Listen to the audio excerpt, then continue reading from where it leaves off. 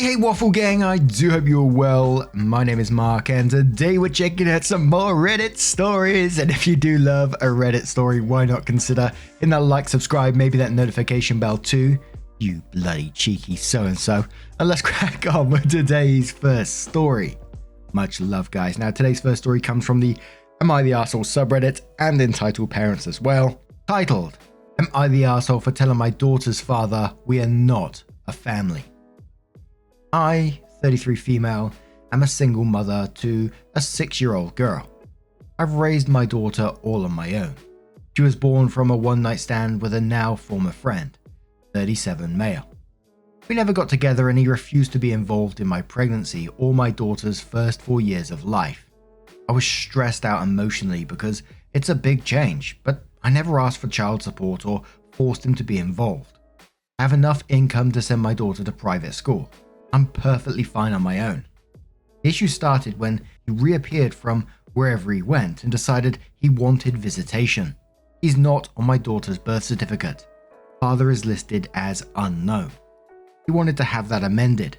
I said no, and that if he wants, best he'll get is to meet her in outings with myself or my daughter's godparents. He agreed, but he's been constantly pressuring getting parental rights. Court already gave him a big fat no, unless he pays for 4 years of child support, which his income goes somewhere around 230k USD. He hasn't paid a cent. My daughter doesn't even call him dad, or recognize him as dad. She calls him Mr. I keep it very clean. I never bad talked him, never made up stories. When she asked about her father, I used to say it was just the two of us. Even during court, the assigned CPS agent testified that my daughter had no affection or clear relationship with her biological father. Now the main issue happened in a PTA meeting. He would say things like, my family thinks, or what is best for my family. I didn't agree with him and I voiced by saying my daughter has different needs and those are priority. He was clearly angry. After the meeting, there was a moment for teachers and parents to mingle and just talk how the kids are doing. One of the teachers approached me to apologize, saying she didn't know my husband and I didn't like a project she was doing with the kids. I told her I had no husband and my daughter loved the project and wants to be a part of it. The teacher then told me that my former friend was going around talking like he's my husband and he represents the family. I saw red. I walked to him and very loudly told him that we need to talk in private. In the parking lot, I told him we are not a family and that he either will respect I am the only one that can make decisions on my daughter's education or he won't be involved. He went on about being her biological father, and I reminded him he has not paid a cent for the pregnancy, my daughter's needs, or even the private school my daughter's in. He hasn't tried to see my daughter since, which she doesn't mind at all. I asked her, I do feel bad about what I said. Am I the arsehole? I wanted to add because the PMs are driving me insane. He has the money to pay child support. He chose not to pay. He was never prohibited from being involved. He had my phone number. I sent him pictures and invited him to birthdays and other big celebrations. He never came. PSA, we are not in the US. So Max the Cookie asks OP, they said, why is he in a PTA meeting with you? Have you told the school that he can't pick her up? Not the arsehole, he decided to leave and did not support you during the pregnancy or the first 4 years of her life. He is not a parent. He might be the father in a sense that he is the bio parent, but he is not a father to your daughter.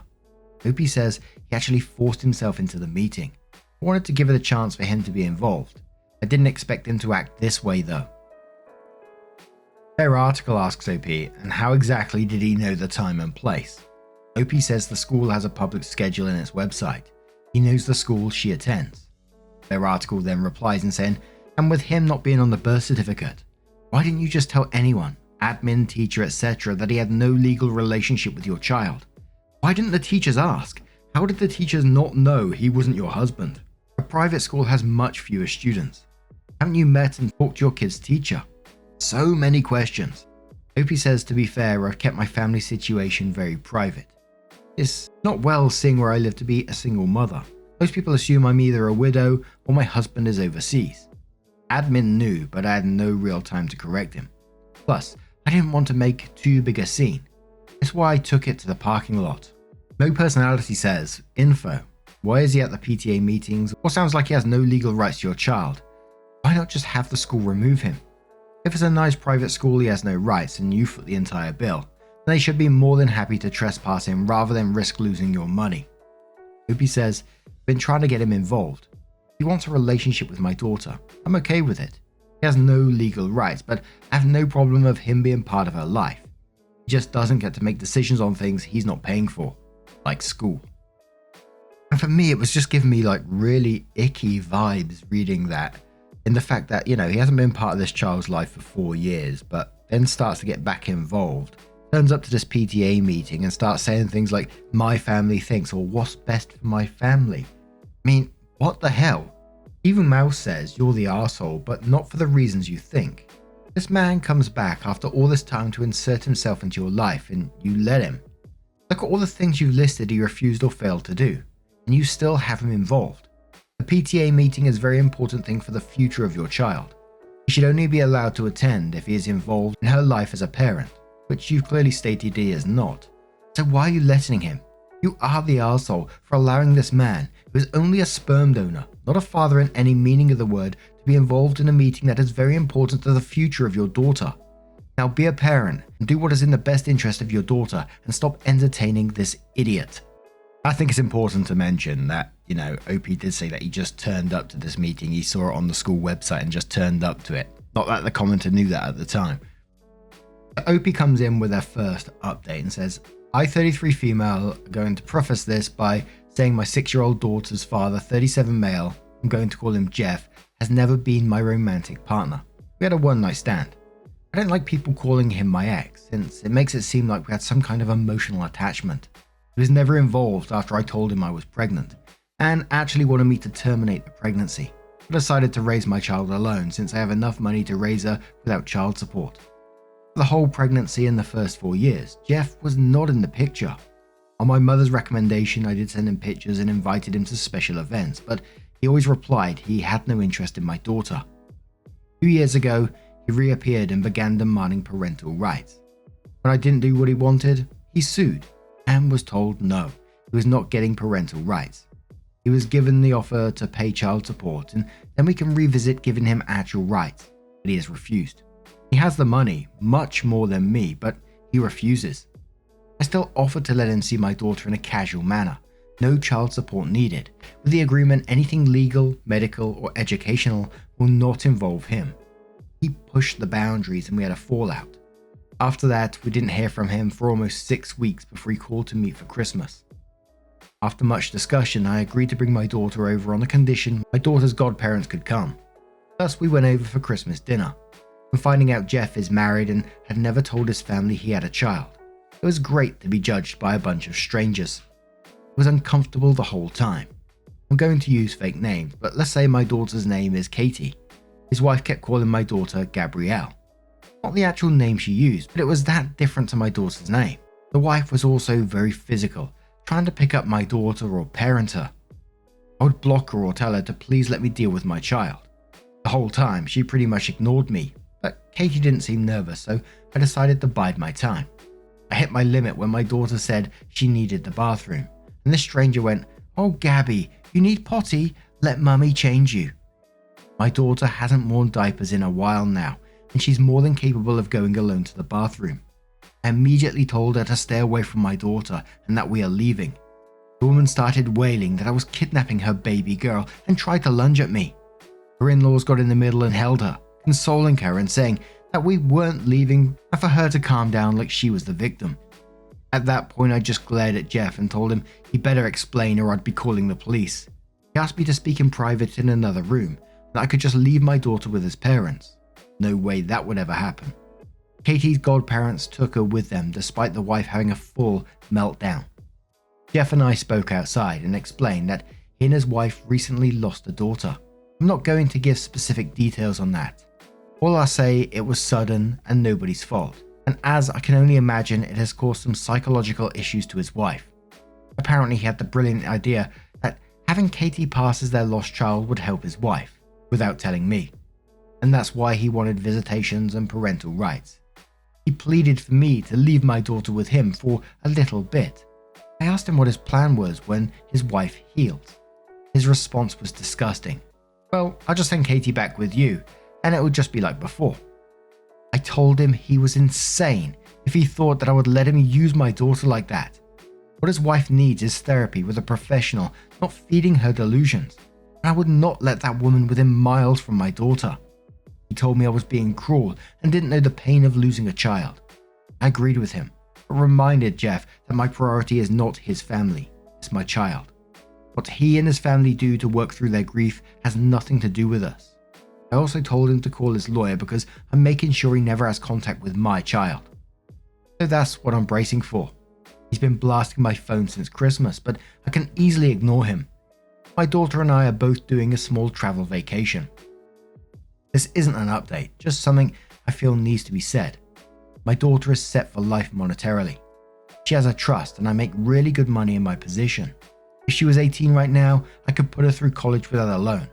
She doesn't need child support for quality of life. If I could get child support and never worry about her father trying something, I'd be suing him in a heartbeat. But after talking to a lawyer and realizing the risk, I've taken the decision that child support or possible inheritance is not worth my child's safety. Safety is always first. Opie updates around the 6th of January and says, "Hey everyone, Happy New Year's. This isn't so much a real update as just letting people know we are home and safe. My daughter is spending the rest of her vacation with her godparents on another trip while I work on things. Moving might be something I'll be looking into, though that is a long-term plan considering all it takes. I won't share too many details on what my lawyer is going to be doing, but we are absolutely going to push for a restraining order. I might not post for some time, at least not until things are settled. I do appreciate all the support and good advice. I'm taking a lot of it into account as I plan how to move forward." Adman asks on the back of that one saying, "Any chance he's dumb enough to text you any of the things he said? It would be nice to have a paper trail for the court instead of just your word versus his." Opie says, "Oh, he has texted some stuff. Not his whole brilliant idea, but enough to be creepy. Doesn't help he doesn't use my daughter's name, but the name his wife was using." Another commenter says, "You should probably get a restraining order since I can definitely see him, his wife, or other family members trying to kidnap your daughter. Or show pictures to her school and other caretakers and let them know the situation. Your daughter's sperm donor is dealing with some grief issues of his own and, like his wife, has gone off the deep end. You need protection in place ASAP, since most children are kidnapped by family." Opie says, "We're planning for my daughter to stay for a little with her godparents. They can drop her and pick her at school while I deal with the legal stuff. Absolutely going for a restraining order." Sometime later, Opie comes in with another update and says, "Hey everyone, I decided to post a last update since I'll be going full silent for a long period. For those that didn't know, I'm right now dealing with my daughter's father and his delusion. He wants to use my daughter as a therapy doll for his wife that recently lost a child. A lot of people were worried for my daughter and me, and I truly appreciate it. We're both safe. She's currently having a great vacation with her godparents, and I'm currently making my own arrangements to move on. My lawyer is working hard on keeping everything in order. I know a cease and desist was his first action, and we're going for no contact. He says we have a solid case, and hopefully this will be resolved relatively fast. And by that I mean a year or two. We did get a temporary restraining order. It's only until our first court date, but after it could be extended. I haven't had direct contact with Jeff. He lawyered up too and tried to send a threat to take full custody. My lawyer laughed at it since his reasoning was parental alienation. Except I have proof I tried for years to have him involved. Apparently turning in a few emails showing my attempts was enough to get them to change parental alienation to a different reasoning. My lawyer is not worried in all honesty. For now, I've decided after much thinking that moving is going to be necessary. It won't be something I can do on a whim, but I'll be looking into new houses within the month to hopefully move sometime this year. School will remain the same, but we'll be speaking to the admin to make sure only certain people can pick her up, and part of that decision has been to hire a private driver. He's someone I absolutely trust and has worked for relatives in the past, so I'm very comfortable with the idea, and so is my daughter. Now I just have to make sure they don't go for fast food every day after school. Things, in all honesty, are not that scary right now. I have a good lawyer, good evidence, and my little girl is happy and healthy. I'm just going to focus on working on things little by little. Because of the legal proceedings, I don't think I'll be posting any updates anytime soon. And to those sending PMs telling me I'm horrible for keeping my daughter from her father, or telling me I shouldn't have had her in the first place, Please kindly speak to the void. I'm too busy. And the top comments on OP's final post there was from Frequent Couple, who says, "Oh my goodness, I just went back and read your post and I got chills and was terrified for you and your daughter. Yes, his wife needs therapy, but he's disgusting for wanting to use your daughter that way, then send her back when his wife heals, and it would be as before. Just wow. He does not deserve any time with your daughter. I'm happy that you guys are safe and healthy." OK Cap says, "Right, can you imagine if he borrowed Katie? She'd be so messed up mentally by how that woman would treat her and using a different name. Oh my god, OP is one smart, amazing, strong woman, trying to raise her daughter and do everything to keep her safe, etc. Worrying about worst case scenario possibilities. I had a thought as I was reading this update. And I am also so glad the father went no contact from the beginning. I can't begin to imagine if he had some sort of involvement, custody, and some sort of rights. OP, you are Mother of the Year. Wishing you and your daughter the best dealing with this nightmare. Hugs." You're in my bubble says, "I am so relieved to hear that things are working out in your favor. That little girl is lucky to have such a fierce mama bear. You are doing what is right for your daughter, and that is all that matters. Forget about negative, small-minded people. Keep moving forward. I hope you both have a terrific year. I suggest putting your daughter and you in a self-defense class. Hopefully it will never be needed, but knowing what you do in a dangerous situation is very empowering.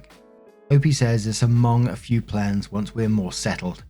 Now, that was taking a turn that I wasn't expecting by the second update. You know, I found the behavior very, very weird at the start, the way that he immediately started saying, "My family this, my family that," during the PTA meetings, but then the wife and stuff being involved, and oh my word. What do you guys make of this situation? Let me know your thoughts down in the comments below. Let's move on to another story. And our next story is coming from the Am I the Arsehole subreddit. Doesn't have an update as yet, from Safe Conversation 286, and says, "Am I the arsehole for calling my step-siblings suffocating and refusing to participate in family vacations? My dad got married to Liz 4 years ago. I, 15 male, was spending equal amounts of time with both my mum and dad, and the custody schedule was me swapping houses each week.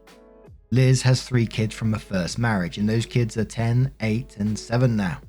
The kids were clingy from the day they moved in, but then in June and July 2020, I was living there exclusively because my mum ended up in the hospital. I couldn't do anything without the kids being in my face then, and every time I asked Dad and Liz to help me stop them, they refused, and the kids didn't listen to me saying no. My dad told me I would never get another chance to have siblings and to embrace and nurture the relationship with them. I told him this was making them feel more like burdens than siblings, and he told me I was too young to see them that way and dismissed my need for space. It was a huge relief when my mum got better and I could go to her house for breaks. By the time I was 12, I asked my mum if she could go to court to change the custody deal so I could spend more time with her. I was 13 when it was successful. My dad was upset, and Liz was kinda mad that her kids would miss me more than they did while I was at Dad's. My uncle, Dad's brother, and his husband even said how strangely clingy the kids were. They found it weird that every time I was with my mum, the kids would be asking when I would come home and why they couldn't see me. I wouldn't even be gone a day. They would ask that. They started that before we even knew each other a year. I spend way less time with my dad now. I went on vacation with him, Liz, and the kids last June, and it was miserable. My vacation was basically spending all that week with the kids and following them around and doing stuff they liked.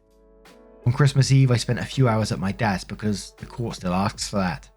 So I was there and my step-siblings were being super clingy and telling me not to go, and I should be there with them at Christmas. And they demanded that they get invited to my mum's house, and Liz asked me how I could leave and miss out on a family Christmas and hurt my siblings so much. Dad told me on the drive back to mum's. He told me that I should be taking responsibility more seriously. I took a 3-week break from them, but the 10-year-old called me daily during those 3 weeks. Then Dad announced we're going on vacation again in May, and he was saying it was a place I wanted to go.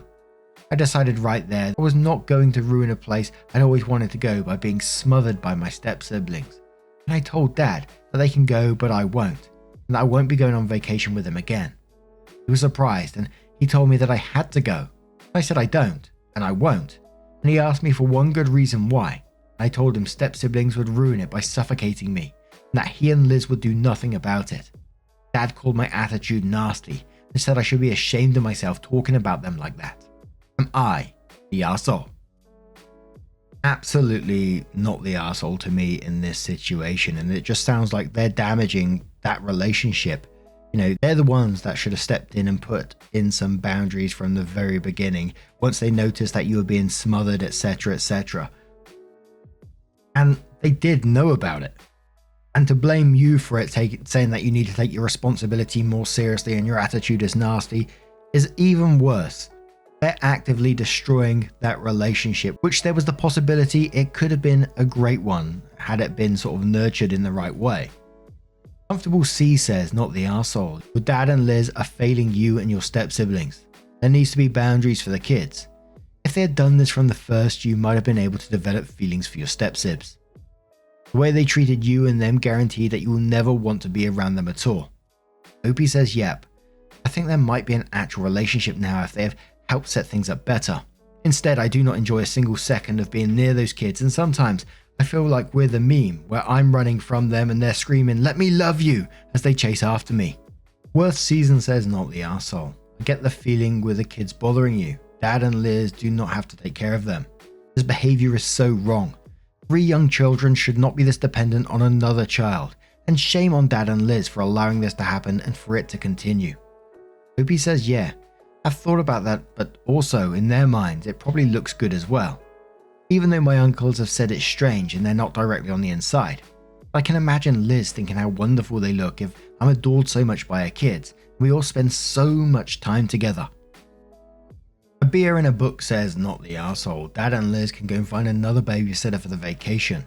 Shame on both of them for ignoring Opie's reasonable ask for a bit of space from the siblings that materialized around him. Additional shame for them encouraging the siblings' Opie fetish. I'll totally dig in on not going. Sounds like no matter what the location, this isn't a vacation for OP. Opie says it's not, and it would spoil something I've wanted to do since I was 6. I'd rather wait until I go with my mum and best friend in a couple of years, which is something we have talked about a lot. Now, what do you guys make of this situation? How would you deal with it if you was the OP? Maybe you got a different solution to the matter. Let us know your thoughts down in the comments below. Now, just a huge thank you from the bottom of my heart for getting involved in today's stories. Your love, your support, your time always means the absolute world. So thank you so much for being involved. Truly, you are incredible. Bloody credible. And I will see you in the next one. Take care and much love.